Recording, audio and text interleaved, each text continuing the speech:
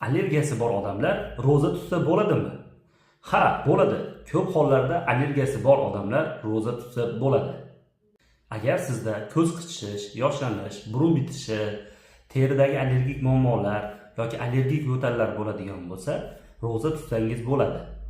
Lekin sizda bronxial astma kasalligi bo'lsa, ya'ni ingalyatorlarga ehtiyojingiz bo'lsa, shifokor bilan maslahatlashgan holatda roza tutishni tavsiya beraman. Eng katta xato o'zboshimchalik bilan dorilarni to'xtatish.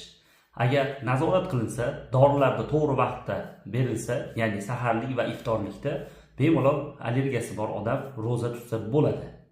Sizda ham allergiya bo'ladigan bo'lsa, ayniqsa bronxial astma kasalligi bo'ladigan bo'lsa, roza tutmoqchi bo'lsangiz, shifokor bilan tezda maslahatlashing va o'z vaqtida to'g'ri ingalyatorlarni beradi va sizda bemalol roza tutishda hech qanday muammo bo'lmaydi. Roza sog'liq uchun zararli bo'lmasligi kerak. Allergiyasi bor odam roza tutmasligi kerak degani emas. Nazorat qilinsa, bemalol roza tutsa bo'ladi. Agar sizga ham allergiya to'g'risida mavzular qiziq bo'ladigan bo'lsa, sahifamga obuna bo'ling. Savollaringiz bo'lsa, kommentariyada yozishingiz mumkin.